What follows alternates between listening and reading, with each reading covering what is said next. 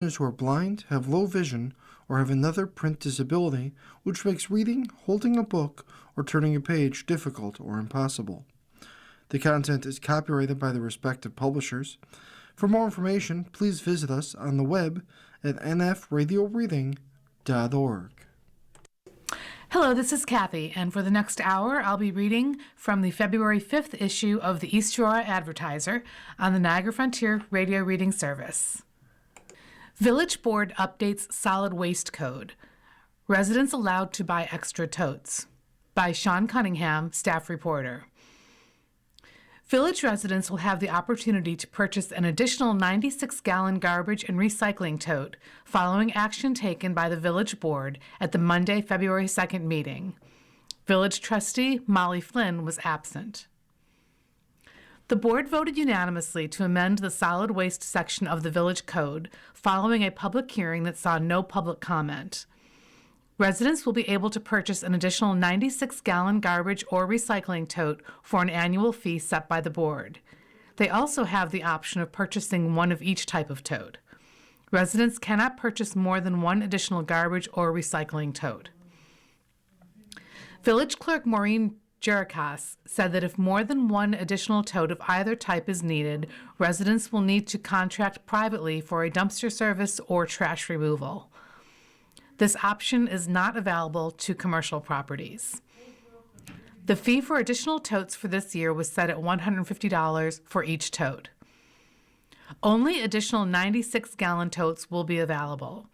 Some residents had previously received smaller totes through a village application for medical reasons. Jerikas said that only the owner of the residential property can request the tote, as the board will need to add a lien to the residents' taxes if the fees are not paid. Jerikas said that the form for additional totes would be available at Village Hall by Friday, February 6th. Payment is due upon completion of the form. Mayor Peter Mercurio said that he would like the village to reach out to Waste Management, the company currently contracted with the village for trash collection, to see if some extra totes could be delivered to the Department of Public Works for distribution to requesting residents. Other changes to the Village Code include a provision stating that plazas and shopping centers will be required to provide for private collection or to use dumpsters. No changes to the village's contract were voted on during this meeting. In other news, the mailer provided to village residents by Waste Management regarding recycling pickup had incorrect dates for recycling pickup beginning in February and going forward. Jerikas said that Waste Management was contacted and will be mailing out new forms to residents with the corrected date.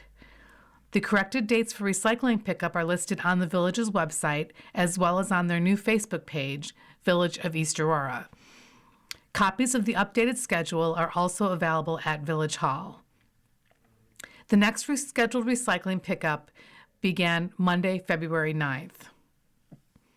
The next regular board meeting for the Village Board is at 7 p.m. Monday, February 16th at the Aurora Municipal Center on Oakwood Avenue. Rezoning requests to wait in Aurora. Board lengthens moratorium, creates time for plan. By David Dahl, correspondent. A moratorium on rezoning requests has been extended in the town of Aurora to allow more time to finalize the comprehensive plan. The town board added 3 months to the moratorium the night of Monday, January 26th.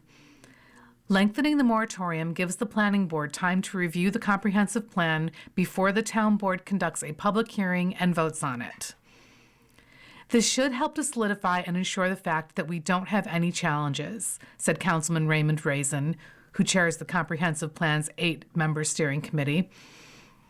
A 6-month moratorium started May 8th. Board members renewed it for 3 months, then for another 3 months until May 8th. In the resolution, officials specified the extension protects residents' health, safety, and welfare. On its website, the town government defines a comprehensive plan as an official long-range blueprint for a municipality's future created by its local government.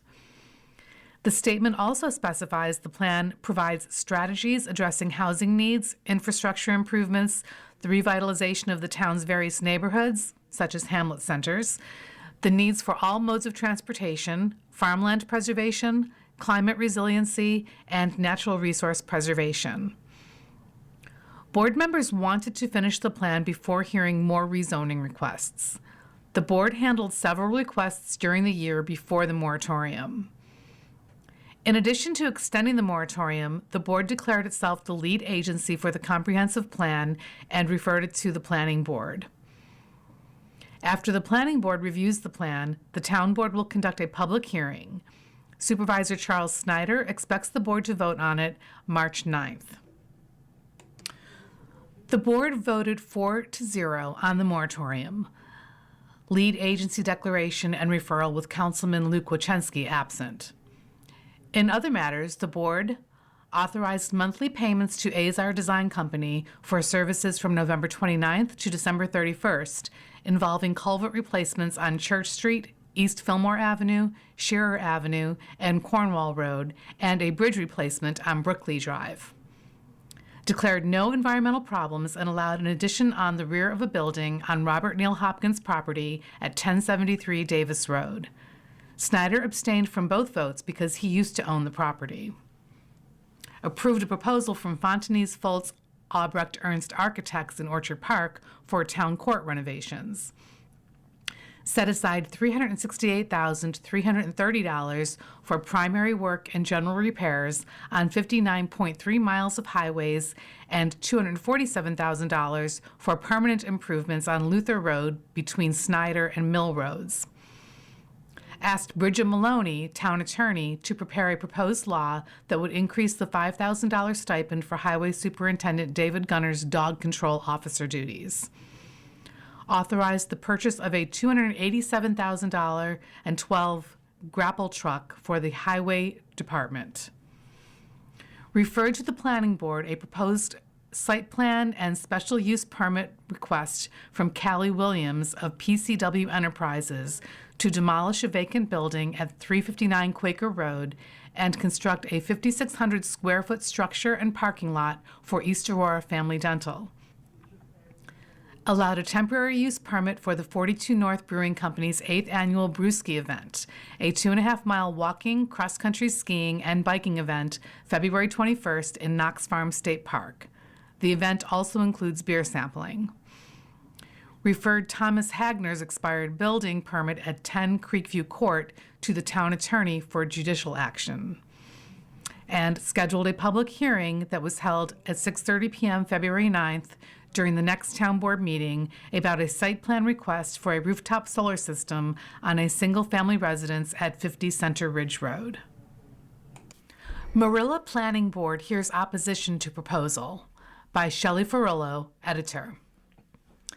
The Marilla Planning Board heard strong public opposition at its most recent meeting on Thursday, January 15th, regarding a proposed special use permit, SUP, for a rooming house at 11411 Stoll Road.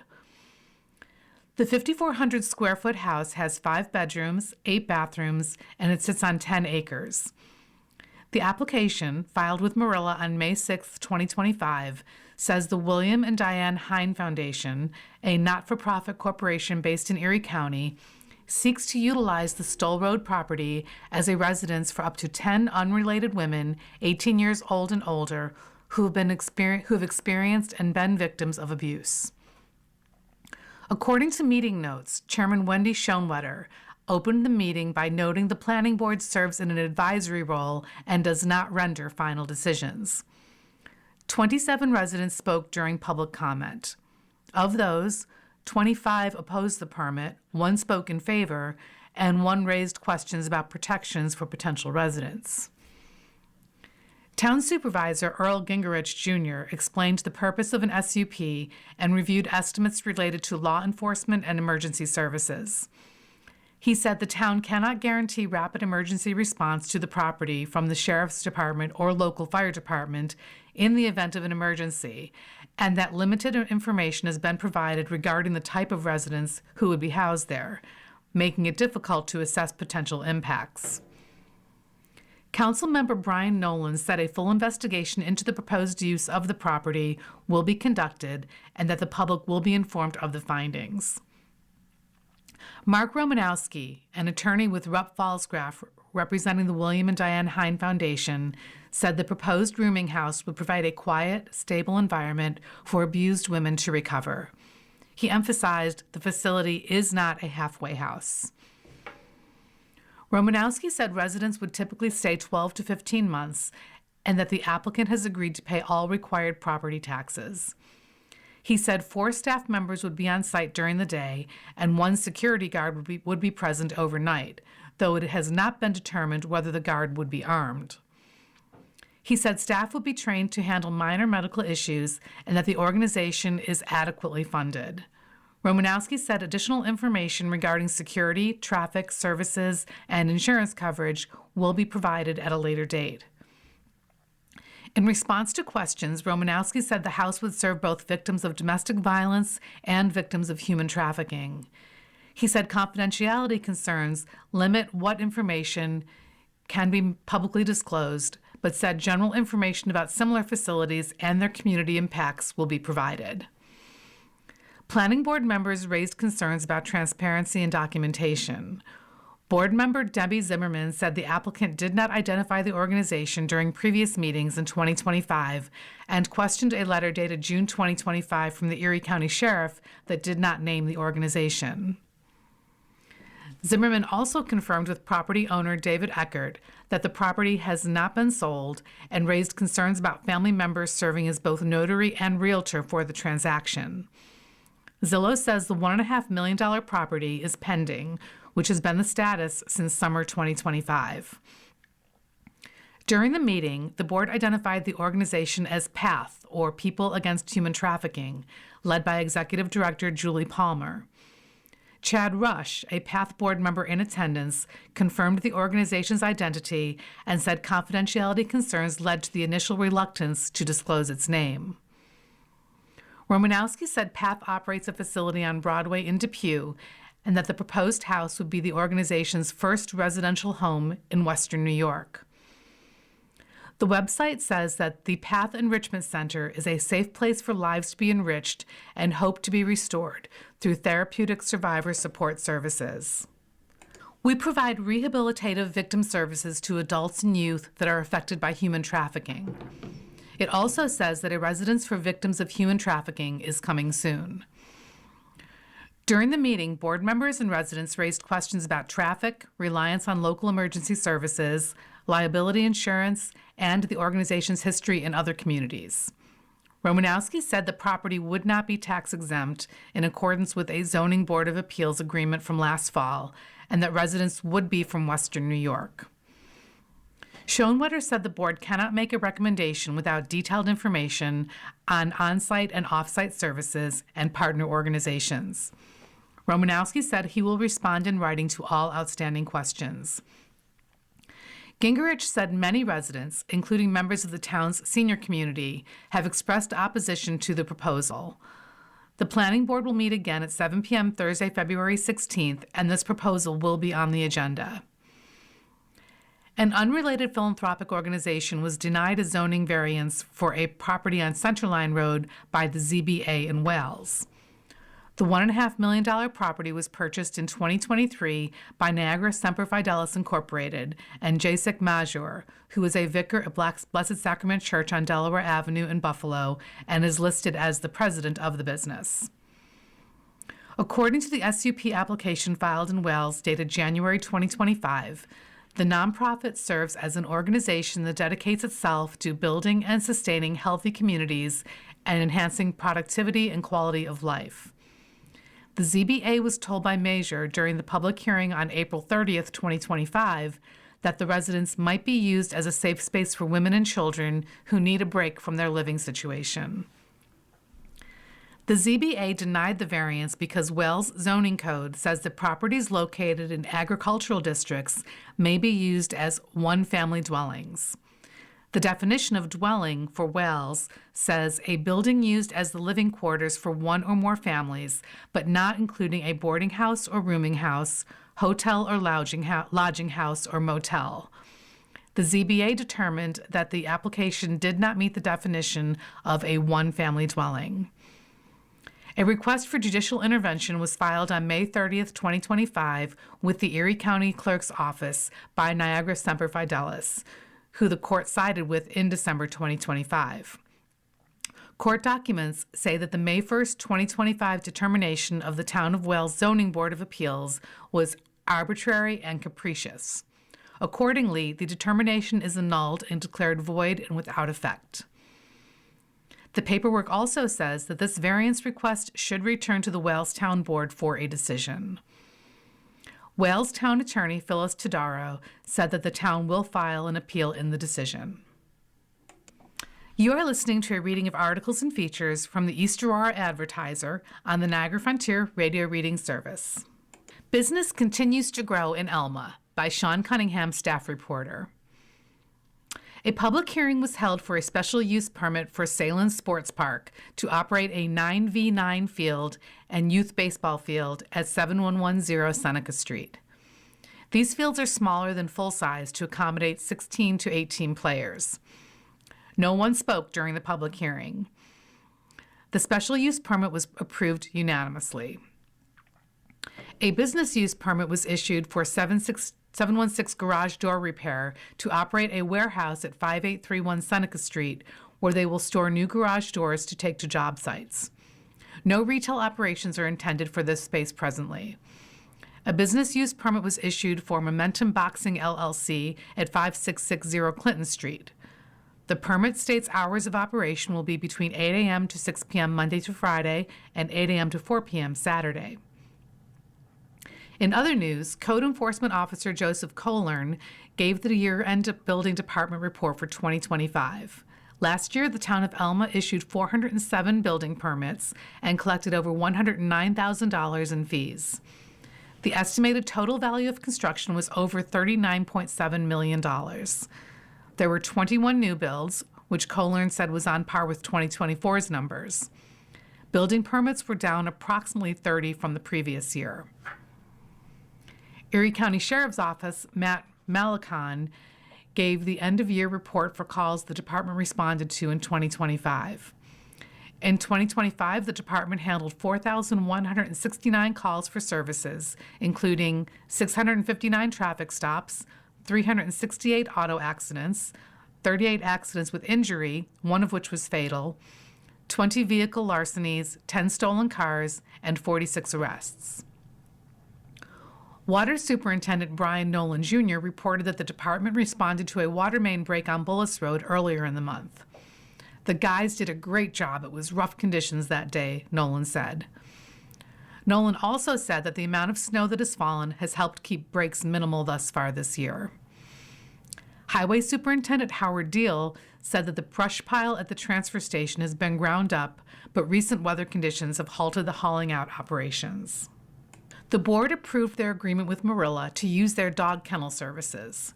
This does not cost the town any additional fees and is an intermunicipal trade for other services the town of Elma performs that benefit the town of Marilla. The board approved an agreement with Tri-Towns Aquatic Club, TTAC, for $1,000.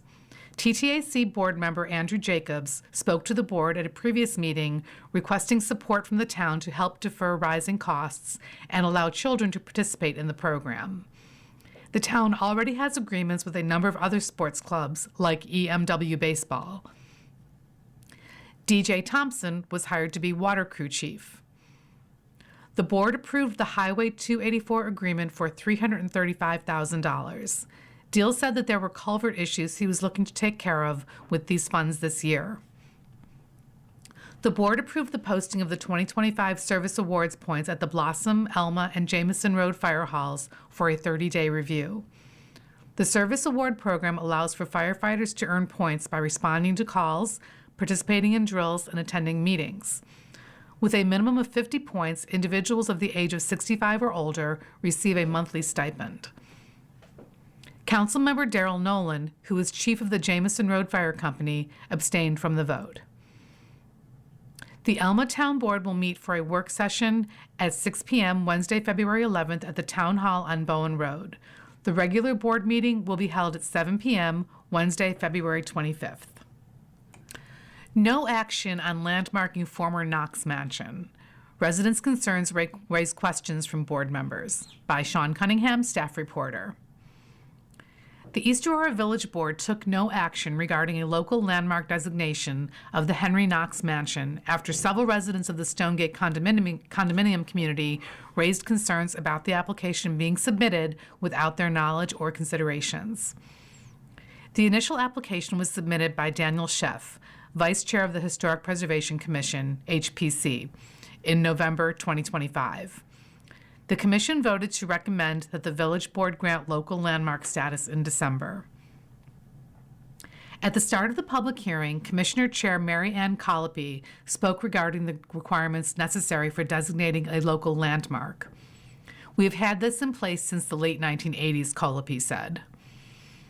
Colopy said that attributing characteristics in determining the mansion a landmark include its ownership by Henry Knox, a prominent East Auroran and Western New York entrepreneur, its Italian Renaissance Revival architectural style, its design by a nationally recognized architect, E. Joralemon, and its unique location and connection to the community.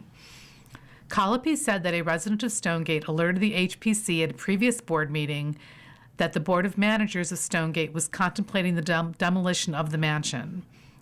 The HPC took existing material and put it through the landmark process, Colopy said, and subsequently other people have come forward and said they do not want to see the Stonegate mansion demolished. Because the structure is over 50 years old, the HPC would be asked to advise or comment on the demolition of the mansion regardless of its landmark status, according to the way the village code is currently written. The village board would make the final approval on the demolition permit, but take the HPC's recommendation into account during the process. A local landmark status would activate further safeguards on the building, requiring any exterior renovation work or additions to the building that require a permit to be reviewed by the HPC. We repair like with like. If the exterior of a building has a stucco finish, the HPC would require a stucco finish, Colopy said. We will work with people if there is an economic hardship, but that is very much dependent on an individual doing their homework. If the building is not designated, there is always a possibility of demolition by neglect. The application states that it is unknown if the applicant is different from the owner, and it is unknown if the owner concurs in the application. Mayor Peter Mercurio questioned the ownership of the mansion. Deputy Attorney Joseph Trapp stated that generally in a condominium setup, individuals own their own spaces, but common spaces are owned and maintained by a separate corporate entity, which is funded by the individual owners. Former Stonegate Board of Managers President Matt Oreskovic stated that the Stonegate residents held a vote via mail on the demolition of the building. According to Oreskovic, the vote to demolish was defeated 22-17. There were 48 abstentions. Oreskovic said that he would like to see the unit owners, homeowners association, and village board work in conjunction with each other to try to reach a compromise. I'm not crying poverty here, but the facility needs upkeep and it's going to need upgrades, Oreskovic said. If there is a way that we can work together, get some help from outside services. Everything is blown pretty much out of proportion, I think, current Stonegate Board of Managers member Mark Kitson said. Kitson said that he doesn't believe residents want to tear it down. It's a money pit, Kitson said, but people have to understand if they want to put it on the historic registry, people are going to have to pay for it. Kitson said he believed it was difficult to keep putting money into it, but that the board could continue to put Band-Aids on the building to keep it around for additional years. Stonegate resident Tom Collins said he thought it should be up to the 87 unit owners in Stonegate to determine the decision and said he thought it should be tabled at the village level until that decision was reached. Rachel Krajewski, president of Karner Development, which owns the bank and 670 Lofts on Main Street in East Aurora, stated that she was a supporter of historic preservation but believed that it should be voluntary for property owners. Krajewski, who has 3 properties on Main Street that are in consideration for state historic designation, one of which has been designated a local landmark, said that this process can be time-consuming and costly. Krajewski said that Karner Development has incurred a series of upfront costs in the hopes of being able to take advantage of historic tax credits down the road. Trapp said that he was unclear of whether or not and how condominium associations could take advantage of tax credits, but would look into it. Ultimately, property owners should be the ones who decide if they want the responsibility and obligation that goes along with this process. It should not be thrusted upon them, Krajewski said. The only way that we are going to have a healthy community is if we work in partnership. We in East Aurora, we need to realize we've got a pattern tearing stuff down because somebody wants to make a little money on it, Winfield said. Village resident Kurt Colopy spoke about a previous landmark status approval that was made by the village board without the approval of the building owners. In 2014, 2 buildings on Main Street were voted historical landmarks after the then owners of Pasquale's Italian restaurant wanted to demolish them to add additional parking for their businesses. One of the homes was the residence of Fisher Price co-founder Irving Price. In 2015, one of those houses was sold, and a compromise was struck between the building purchaser and Pasquale's to allow for parking behind the building. There's some precedent for involuntary designation, involuntary by the owners, Colopy said. Stonegate resident Lisa Lubozinski stated that she was in favor of the landmark status because she felt the suggestion of demolishing the mansion was irresponsible. I am happy that this has been brought to this point because now we are finally having a discussion at Stonegate, Lubozinski said. Stonegate resident Kathy Youngs said that she believed there had to be a purpose for the mansion. I think we still need the village board, and it sounds like the residents too, need to do some more proper due diligence, Mercurio said. Hopefully between us we can get creative and figure out a sustainable way to preserve the building. The board closed the public hearing, taking no further action on the application. According to the village code, the village has 62 days after the close of the public hearing to make a decision regarding the approval or denial of landmark status. The village board will meet for a regular meeting at 7 p.m. Monday, February 16th at the Aurora Municipal Center on Oakwood Avenue. You are listening to a reading of articles and features from the East Aurora Advertiser on the Niagara Frontier Radio Reading Service. The Lancaster Opera House presents a musical. The Lancaster Opera House presents Lucky Stiff, a musical with music by Stephen Flaherty and book and lyrics by Lynn Ahrens, running February 20th to March 8th. This musical is based on the novel The Man Who Broke the Bank at Monte Carlo by Michael Butterworth. From the Tony Award-winning duo behind Ragtime, Once on This Island, and Seussical the Musical comes Lucky Stiff, a musical farce full of mistaken identities, disguises, and a dead body in a wheelchair. When unassuming English shoe salesman Harry Witherspoon learns he has inherited a fortune, there's a catch.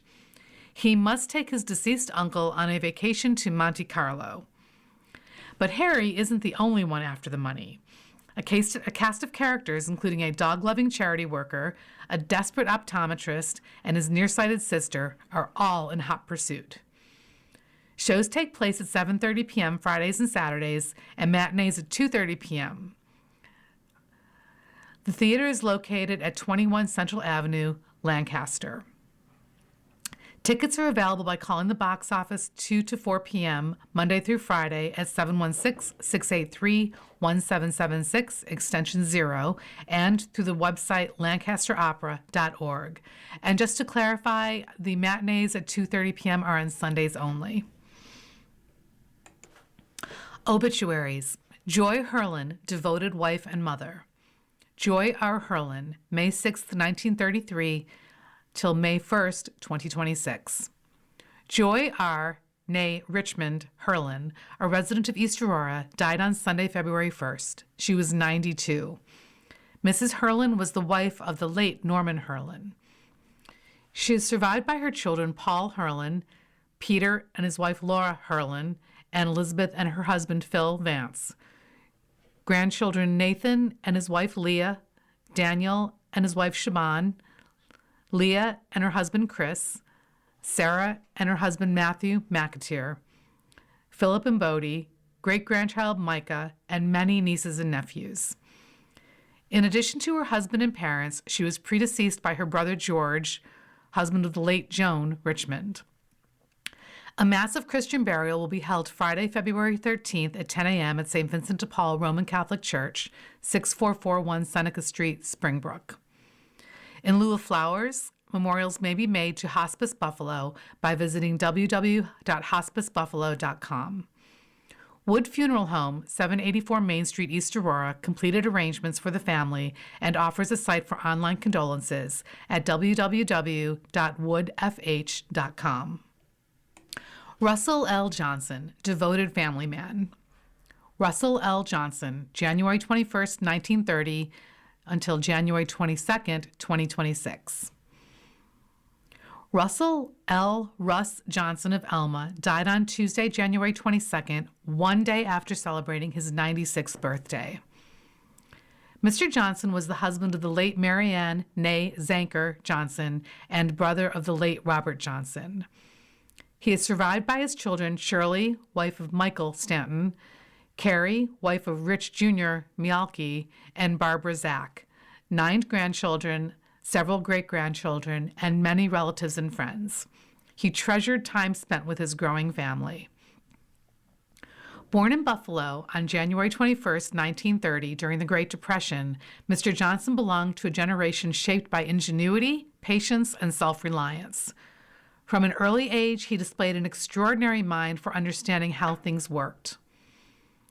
While other children were still discovering hobbies, Mr. Johnson was already building crystal radios, experimenting with electronics, and developing the curiosity that would guide the rest of his life. That inventive spirit led him into a remarkable career in aerospace and engineering. He worked at Bell Aerospace during the early days of American rocket development, contributing to important technological efforts of the 20th century. Later, he joined Moog Incorporated in 1959, where he became widely respected for his calm logic and practical problem solving. Colleagues knew that when a challenge seemed unsolvable, give it to Russ, he'll fix it. He retired from Moog in 1990, but he remained proud of the company's growth and continued to follow its progress. Mr. Johnson also proudly served his country and was a member of VFW Post 5861. His sense of service extended beyond his military years. Friends recall that he volunteered quietly, often providing transportation and support to fellow veterans and neighbors in need, never seeking recognition, only doing what was right. Outside of work, Mr. Johnson found his greatest joy in the outdoors. He was an avid fisherman and hunter, a life member of the East Aurora Fish and Game Club, and a dedicated student of nature.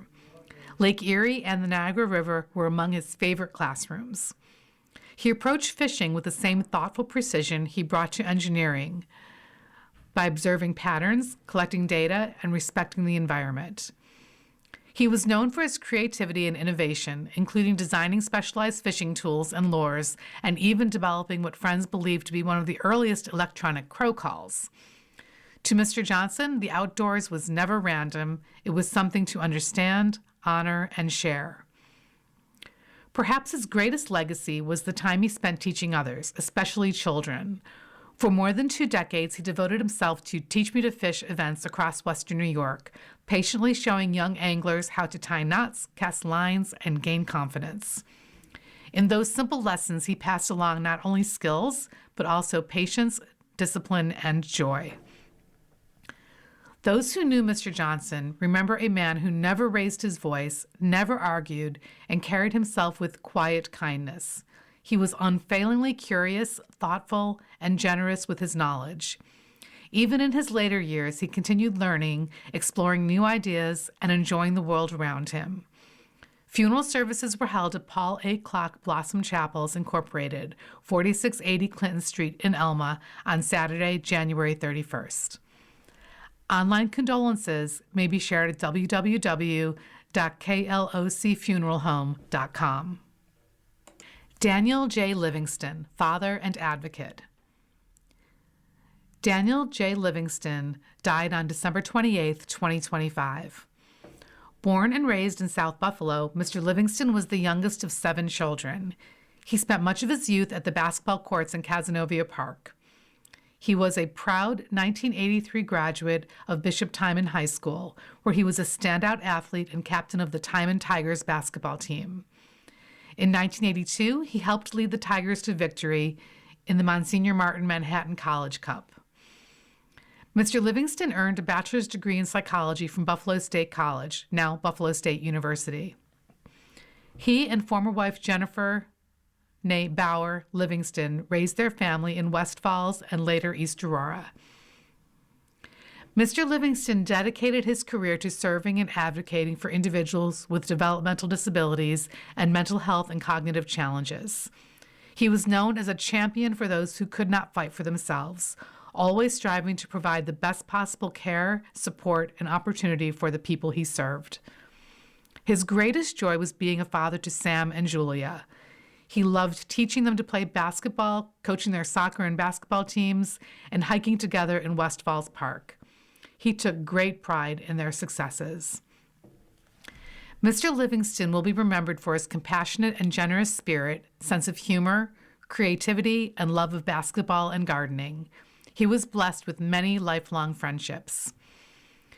Mr. Livingston is survived by his children Julia and Samuel Livingston, former wife Jennifer Bauer Livingston, siblings DJ and his wife Terry Livingston, John and his wife Lori Livingston, Mary Jo Livingston, Kevin and his wife Trish Livingston, and Kathleen Tierney, and many nieces and nephews. He was predeceased by his mother Diane Livingston, grandmother Alma Mimi Klug, and brother Tom and his wife Stacy Livingston. Service information will be announced by the family. Meetings. The East Aurora Village Board will meet at 7 p.m. Tuesday, February 17th at 575 Oakwood Avenue. Visit www.east-aurora.ny.us on the day of the meeting to see the agenda. The Alden Village Board will meet at 6:30 p.m. Tuesday, February 17th at the Village Hall, located at 13336 Broadway. The Alden Town Board will meet next at 6 p.m. Tuesday, February 17th at the Alden Town Hall, located at 3311 Wendy Road.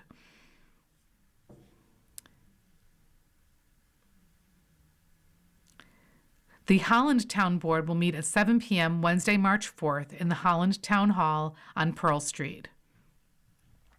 The Iroquois School Board will meet at 7 p.m. Wednesday, March 11th for a meeting in STEM Room number 96 in the middle school on Girdle Road in Elma.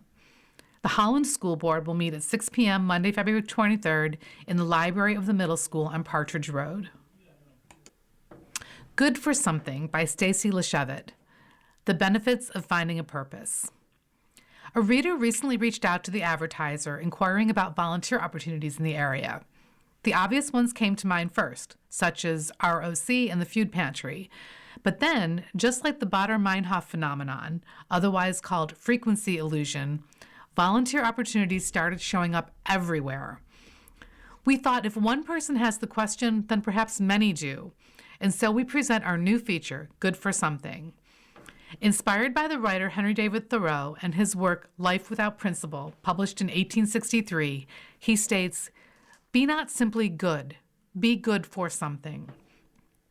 His famous calls to action urges individuals to move beyond being passive, for example, doom scrolling or feelings of helplessness, and instead encourages an active and purposeful response to living that benefits others or brings tangible value. It seems that Thoreau was onto something. In a 2022 article for NAMI, Trish Lockard explains how volunteering can be a form of self-care. She notes that while often the focus is on how others will benefit from the volunteer work that you do, years of research demonstrate that the volunteers themselves benefit through reduced stress, increased happiness, developed confidence, and finding purpose. Ali Motashari, PhD, wrote, "When thinking of longevity, we often focus on the most important culprits: diet, exercise, sleep, and stress management. As researcher in precision health and longevity, I've spent years exploring the factors that shape not just lifespan, but also health span, the years we live free from chronic disease and disability, from an evidence-based quantified perspective. Increasingly, the evidence points to purpose as a critical yet often overlooked ingredient in both of these. The Mayo Clinic website lists the benefits of volunteering as improved physical and mental health, a sense of purpose, learning valuable skills, and nurturing new and existing relationships. Again and again, the research lists a sense of purpose as a key benefit. Why is that so important? A 2019 JAMA Network study found that among a group of nearly 7,000 adults over age 50, those who scored highest on a scale that measured life purpose were less likely to die during the 4-year study period. They were also less likely to die during the same period from heart, circulatory, or blood conditions compared with those who scored lower. There have been a number of studies suggesting that a higher sense of purpose in life is associated with reduced risk of early death, said Eric S. Kim, PhD, a research scientist in the Department of Social and Behavioral Sciences at the Harvard T.H. Chan School of Public Health.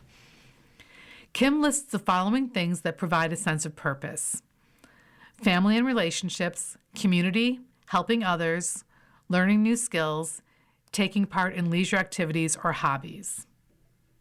I define it as the extent to which people experience their lives as being directed and motivated by valued life goals, he said. The 2026 Gallup poll reports that volunteering has recovered from its pandemic low. It is reporting that people are donating around 5% less monetarily, but volunteering has increased by around 7% since 2021. According to information on the website Sign Up Genius, volunteering in 2025 reflected both a remarkable rebound and a fundamental reset. After several years of disruption, Americans returned to service at scale. 75.7 million adults participated in formal volunteering, while 54.2% engaged in informal helping. These trends bring the country within reach of pre-pandemic levels, with some demographic groups exceeding earlier engagement rates. According to AI statistics, volunteering provides significant economic benefits by contributing an estimated $122.9 billion in value in the U.S. alone, with a value of $33.49 per hour as of 2023. It reduces operational costs for nonprofits, boosts local economies through event spending, and enhances workforce development by building skills and expanding professional networks. If you are seeking a way to do some good for yourself and others, there are many ways you can get involved. Look for activities and roles that will provide a reason to get you excited or to roll up your sleeves. There are opportunities for every interest, so think about what niche interests you. Give yourself permission to find the ones that are best suited to you. You may first want to do a quick personal inventory of skills or interests you may have. Are you a people person? Do you like animals? Would you prefer to work alone or be self-directed? Do you prefer indoor or outdoor activities? Manual labor or desk work? Volunteer opportunities span many areas. Community and social services, food banks, homeless shelters, refugee support, community centers, disaster relief, senior companionship, youth clubs, victim support. Environment and animals, wildlife rescue, conservation projects, park maintenance, community gardening, animal shelters, beach cleanups, and tree planting. Health and medicine, hospitals, blood donation, elder care, mental health support, patient transport, and hospice care. Education and youth, tutoring, mentoring, after-school programs, summer camps, and teaching English. Arts and culture, museums, theaters, music festivals, cultural organizations, and arts education.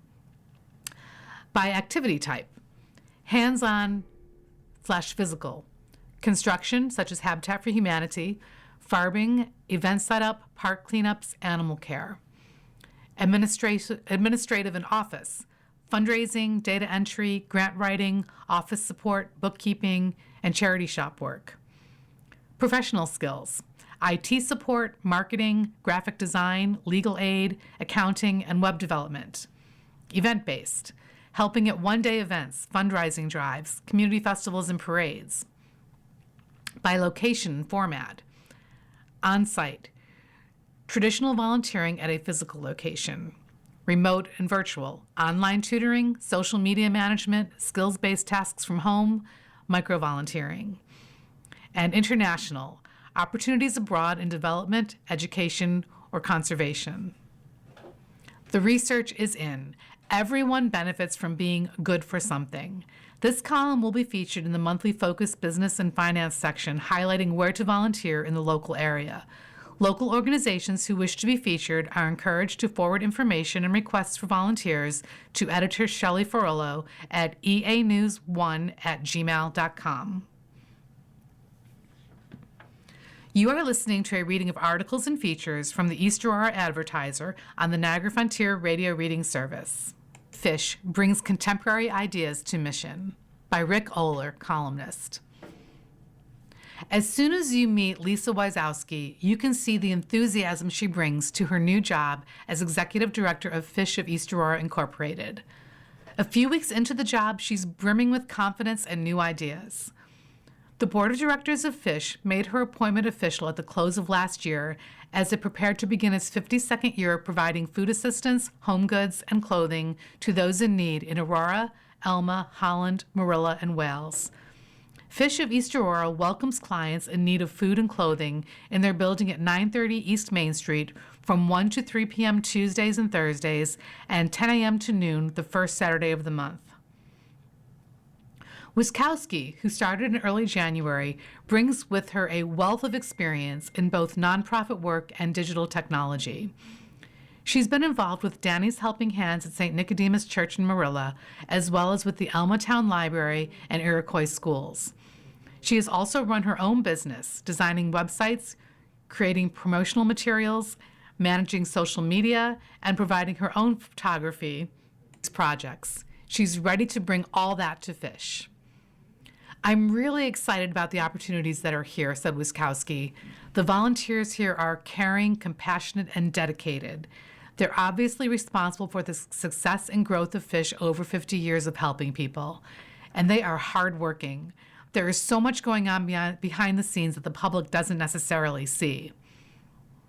Indeed, from 8:30 a.m. to noon Tuesdays and Thursdays, when donations are accepted, the place is like a well-oiled machine with a cohort of volunteers accepting all manner of goods from a variety of sources, laying out food on tables for distribution while another team sorts clothing for display in advance of their open hours. They make it look easy, and they impressed Wysowski from the get-go. The essential mission that began with founder Marge Fellendorf in 1974 will stay the same, she stressed, and Fish has been very effective helping 5,790 people a year and over 1,000 families with the mobile pantry. My goal is to have an increased presence online, especially in social media. Expect an updated website soon, an Instagram page, a more up-to-date Facebook page. It's amazing how many people don't know about Fish. They may see the building by Nativity Lutheran Church when they drive by, but don't really know what it is. That will change.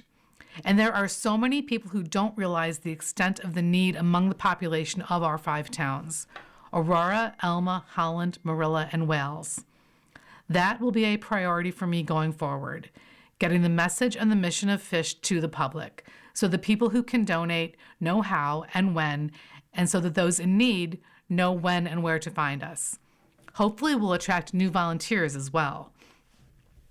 Already the changes are evident in Wysowski's double monitor computer arrangement on her desk, replacing time-worn technologies that had limited the organization's ability to interface with the public. I think I've increased our internet speed by about 9,900%, she joked. Upgraded communication capability will allow Fish to more easily interface with Feedmore Western New York, which sets forth the guidelines for a pantry, according to Wysowski. We do our ordering for them. Then we have to supplement what they can send us with what we can supply through donations. It's been great to partner with them because obviously they have the knowledge and a primary concern for nutrition for people who are in need. And we complement the mission of the Rural Outreach Center, ROC. ROC doesn't have a food pantry, but they have things like financial counseling, vocational counseling, mental health services, housing. We don't have that here, although we do have visits from representatives from SNAP, from HEAP, Medicaid, Medicare. We also cooperate with Bread of Life Outreach in Colden. Fish does ask for residency verification, but they never turn anybody away. Each of the organizations and the other food pantries has its own geographic area, said Wiskowski. But if a family or individual from another community turns up at our door in need of food, we will make sure we take care of their immediate needs and then direct them to the proper resource closer to where they live. Wiskowski says there is a pretty comprehensive network of food pantries in Western New York. We can also show them how to use Connect 211, the 24/7 hotline, and website www.211wny.org for access to information on local health and human services. When asked what drew her to charitable work, Wiskowski was very clear. I'll be honest, for a long time, this is the type of job I've been looking for and praying for because I love nonprofit work. I think it's really important. I love the mission of Fish, and I love being able to give back to the community. My middle school son asked me probably about 6 months ago why I volunteer so much. I told him because it's important to give back. They talk all the time at church about giving back your time, talent, and treasure. I don't have the treasure to give back, so I use my time and talent. It's so important getting people the resources they need and getting them the help they need, because it's hard to focus on things when you're hungry or when you're worried, especially in this type of weather. Find Fish on Facebook, online at fishofea.org, and soon on Instagram. Editorial. Dear Congressman Langworthy, we know that you received the newspaper directly to your office in Williamsville, so we hope that you are reading it. Lately, we have been receiving letters for you that should be written to me, after all. I am the editor. Citizens are writing letters that begin with Dear Congressman or Dear Langworthy for publication, stating that they do not feel heard by the representative. They are upset with the state of the federal government. They think ICE has gone too far in Minneapolis. They want more information released about the Epstein files. They want you to vote for an extension on the Affordable Care Act. And they want you to hold a town hall meeting. The request to have face-to-face contact with you at a town hall has been on repeat for nearly a year. Above all, they find your style of governing as unresponsive because basically you don't respond. We are happy to continue to publish the letters that arrive. We have called your office within the past year and offered to provide assistance with a town hall, such as promoting the event in the newspaper. And we have verified that the Aurora Senior Citizen Center in the village would be willing to host it for you. We have not received a response. We are well aware that you hold virtual town halls on occasion with pre-selected questions, and the constituents can subscribe to your newsletter. Your term is up for election this year. The newspaper has also been receiving letters from candidates who plan to challenge you on the ballot. We don't recall any voters sending in a letter of support, but it's early in the cycle. It could happen. We will continue to publish all letters that come in. We hope that each week we print fewer and fewer because you have begun to address the concerns of people who live in your district rather than ignoring them. And be sure to let us know when you are ready to schedule the town hall meeting. We will put a save the date right on the front page. Shelley Ferrollo, editor. Opinion. To Congressman Langworthy, stop the nonsense. Dear editor, on May 4th, 1970, members of the Ohio National Guard opened fire on students on the Kent State, Ohio campus. At least 29 guardsmen claimed to have fired their weapons. 4 students were murdered, and just like the current state of affairs, the Guard made false claims of being attacked and being under fire. The following investigations concluded that the indiscriminate firing of rifles into a crowd of students and the deaths that followed were unnecessary, unwarranted, and inexcusable. So here we are almost 56 years later, and thanks to Trump's hateful and aggressive policies, not unlike Nixon's, citizens are being shot and killed by masked ICE CBP agents unlawfully exercising lethal force. I am old enough to remember quite clearly the murders at Kent State and the subsequent lack of accountability. What worries me is not that unlike those murderers, the current murderers and other shooters wounding citizens will not be held accountable. If you do not step up to stop this assault on U.S. citizens, I believe that you are culpable for the deaths, wounding, and the kidnapping of young children. Paul Borden, South Wales. Langworthy quietly quits. Dear Editor, we, the people of the 23rd Congressional District, elected Nick Langworthy to be our advocate and our voice in Congress. Instead, Langworthy is quietly quitting his duties as a member of the House of Representatives. Mr. Langworthy has turned his back on his constituents in his recent vote against extending subsidies for the Affordable Care Act. He claimed during his November 2025 town hall that only 0.7% of his district depends on these subsidies. The population of the 23rd is approximately 770,000. I guess that is his weird way of saying 5,000 people. The Kaiser Family Foundation, KFF, puts that number at 9,900.